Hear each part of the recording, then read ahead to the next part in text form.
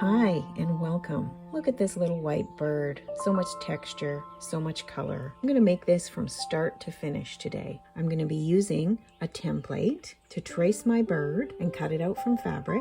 Step by step, I'm going to discuss color choices, stitches, materials, everything's here. So join me and stitch along as I make this little white bird. We're going to make a beautiful piece together. I'm so glad you're here. Let's get started. I'm starting with this collage of fabrics. I've already basted them down and I'm really happy with the color combination. It's bright, it's joyful, it's fun. It's the perfect background inspiration to start my stitching project. So now I'm going to pick my floss colors. I'm starting with the darkest teal color and matching that, and then getting a lighter teal color that will go with the color in the middle. And then a light green. And then I'm going to go with a darker pink and a more of an orangey pink to go with the two shades of pink. And then last of all, a golden yellow color. I wanted to point something out about the two colors of pink that I've picked. This darker cyclamen pink color I feel goes really well with the other colors that I've chosen. But the lighter pink matches really well with the pink fabrics. So I'm choosing both colors and I'm going to see which ones that I end up using. So really what I've chosen is a pink that matches well with the other colors of floss and a pink that matches well with the colors of fabric. So that just gives me options as I'm working along. This is my set of 6 small templates that I use for my stitched artwork. And today in this piece, I'm going to be using this one. I just wanted to show the different types of birds and the different attributes that they have. In case this is something that you want to use in your stitched work, you can hop over to my website and pick these up. So 3 of the birds have feet and 3 of the birds don't. And that's because sometimes cutting out fabric, tiny, thin bird feet, bird legs, bird claws can be really difficult, and it's just easier to have no feet at all. If you do hop over to my website, there's a short video there where I explain how to use these templates with the feet in a way that makes it a lot easier than trying to get tiny little scissors and cut out fabric. But for today's project, I've decided to use one of the birds without feet, and I'm going to show how I selected the fabric and cut it out now. Here's my little bird cut out from fabric. This is what it looks like on its own, and this is the template that I used. So here's the small piece of fabric that I used to cut my bird out. It's available in my Spoonflower shop, and I'll put a link down in the description so you can grab the fabric if you're interested in it. I'm using a friction erasable pen. You could use any fabric pen of your choice. So I just placed the template down and traced around it with the pen, and then I cut it out. Now that I have my bird, I'm going to decide where to place it on my collage. I know I want to have it in the middle, but there's still some options in terms of the angle that I want the bird to be. I could have him pointing upwards, looking up with his beak. I could even have him looking down, or I could have him looking off to the side. This is roughly the position that I want it to be. And as you can see, there's still pen lines around my bird. And because I'm using the friction pen that's erasable, I know that as soon as I hit it with the iron, that's going to disappear. So now I've pulled in my thread colors and I'm trying to decide what color to use to stitch the bird on. I can go for a black that's really visible. I can go for one of my teal colors, a dark or a light. Or of course, I could choose white. None of these choices would be wrong. They would all look really good. It's really just personal preference and experimentation. This is an optional step, but you may want to pin your bird on. These tiny little applique pins are perfect for this. They're not as big as normal sewing pins. They're very short. They're also very sharp. And this little bird could be pinned in place using a few pins. And so it won't fall off if you get distracted or the phone rings or you have to step away. The bird will stay in place until you can stitch him on. On a project like this, I find I can just hold the bird in place with my one hand while I stitch with the other, but I just wanted to point it out as an option that you may want to use. That's really, really helpful. Now I'm ready to stitch, and I've settled on this darker teal color. I've threaded up my needle, and I'm going to tie a quilter's knot. I grasp the end of my thread, twist it around the needle a few times, hold on to that twisted piece of thread, and pull all the way to the end. And there's my quilter's knot. I've decided that I'm going to use a running stitch to attach my bird. As I move along, I'm going to actually use whatever stitch works. I've started here on the belly of my bird, and I'm going to work my way around. And so with the running stitch, your needle is staying on top the entire time. But when I come around to some of the tail feathers, where they're just tiny little triangles of fabric, I'm actually going to stab stitch down and come back up. So really I'm just using whatever stitch works, but the overall effect is of a running stitch. I'm going to work my way all the way around the bird, using the running stitch where I can, and where I think it's going to give me extra hold, I'm going to use a stab stitch. And I'm also going to flip my work in whatever direction works to make the stitches that I want to make. I'm mostly using the running stitch, especially on these areas where it's sort of a smooth sailing all the way along. And here's my bird attached with that darker teal color. You can see in some places marks from the pen. Because I've used the friction pen, I can just go over to my iron, hit it with some heat, and it's going to disappear. So here it is ironed. The friction pen has disappeared. And I also wanted to mention about this friction pen that there is some controversy surrounding the use in stitching and sewing and quilting. Some people find that even though they've hit the fabric with heat and the marks have disappeared, when they're making a quilt that's going to be used and washed, that sometimes the marks will come back. So this isn't a concern here in the stitching that I'm doing. This piece isn't going to be washed. The reason I like to use the friction pen is because it has a sharper point than most of the fabric marking pens that are out there. So it works really well for tracing templates. But any fabric pen will work here. So just use what you have or what you're comfortable with. The water erasable pens that are often blue or the air erasable pens that are often purple would be perfect here. Now that my bird's in place, I've started doing some stitching.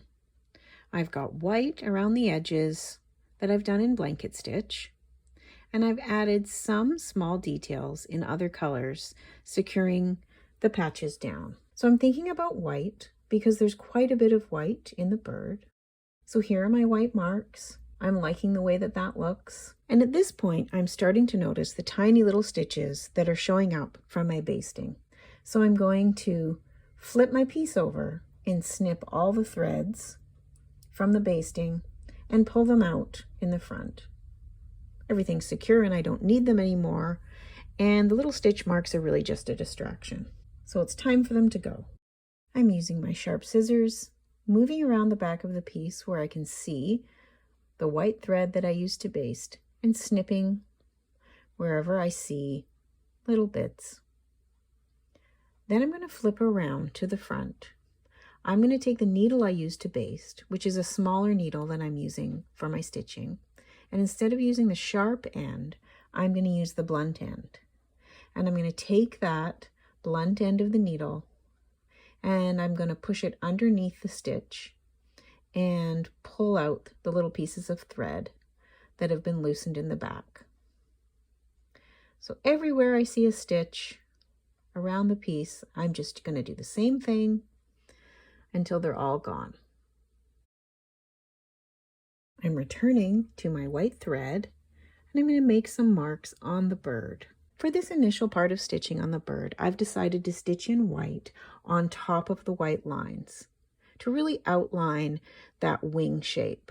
Now I'm going to continue in white in the background of the bird to add some more detail and to integrate the white into the background. I also want to stitch an eye onto the bird, and I think I'm going to use a bead for that. I'm turning my attention back to the bird, and I'm liking the way it looks, but I have an idea to add more line and more marks to outline the bird. So I'm going to stitch in the other direction, making some marks similar to the white marks I have in the background. And I'm just going to look at it and see what I think. It's just some thread, and if I don't like it, I can always take it out. So I'm going to start by spacing out my stitches, and I'm using my initial running stitches as a guide. I'm placing my stitches perpendicular to my original stitches. I feel like I can't fully know what I think about it until I make my way around the bird a bit. And so far I'm not disliking it, so I'm going to continue. An important part of intuitive stitching for me is going with an idea when I have it. Not worrying about how it's going to turn out, just trying it and seeing. And almost always, I like the results. I very rarely remove stitches. You can always add more and enhance things with more and more stitch, more and more mark. So it's a process of just relaxing and going with your next idea and seeing where it takes you. And in this case, my idea of going around the bird again and again with these straight stitches added a really interesting element, and it sparked its own new idea about the wing. So I've outlined the marks I made with the friction pen, made that wing even bigger, and because you can still see some lines from the pen, I'm going to put some heat on it with the iron, and it will disappear. So I don't get too focused on one thing. I'm going to step away from the bird now, look at the background, and think about my border. And I'm seeing the dark colors in the bird, and I'm thinking I want to add some of that around the edges. So I've gone around once with that same color, and now I'm thinking about the legs and the claws of the bird. So I'm bringing in my pen again, and I'm going to draw the legs on, just lightly, some little guidelines, and that's going to help me when I come in with my stitching. They don't have to be perfect, and because I'm using this erasable pen, if I don't like what I can draw, I can redo it. That looks good enough to me, so now I'm going to come in and stitch some legs and claws. I'm using the same dark teal color to stitch the legs, and I just start with some straight stitches from the top of the leg, moving all the way down. This is a good time for a reminder about the templates. Now the one I'm using today doesn't have feet, so I've drawn them in myself. But if I was using one of the templates that had feet, I could bring it back now, place it on top of the bird, and the template would show me exactly where the legs go. And that way I could trace where they were, and that would give me a really good guideline for where to place the feet. So I'm going to continue stitching my feet, moving my way down towards where the claws are. You may notice I haven't drawn any claws on, and that's because I feel like I can just freeform, make some straight stitches to indicate the feet. And I know I'm going to be doing more stitching over top of where the feet are, so they're not really an important feature. I want them to be there, but I know they're going to get covered up with other stitches. So I want there to be an indication of the feet without worrying about too much detail. So I have my bird legs and feet all stitched in place. She's looking really sweet. And now I'm going to continue on with some more detail stitching in white. Just some seed stitching has added quite a bit to this wing. I'm really happy with the way it's looking. I've also added white in the lower part in the background, And now I think I want to come in and add some green. You may have noticed by now that I mostly use straight stitches. The straight stitch is so versatile because if you stack a bunch together in the same orientation, that makes one type of mark. If you angle them, it's another type of mark. And how far apart you space them adds a different effect as well. It's the simplest of stitches, but it has so many different outcomes. So here what I'm doing is going across, and I'm taking a stitch that's comfortable in terms of distance. Because I like to work with my needle staying on the front as much as possible, I'm taking stitches in one direction at a comfortable distance, turning and going back the other way to fill in the gaps so that the stitches are spaced in a way that gets the effect that I want. I want to return now to talking about the 2 shades of pink floss that I had chosen earlier. So there's this lighter shade with a bit more orange and this other shade that's a darker pink. I've used the lighter pink color to make some marks in the top area, and you can see how well it matches with the little bit of pink that's on the bird. I've used up that yellow that was on my needle and added some marks in the lower half in the background, some seed stitch and some straight stitch.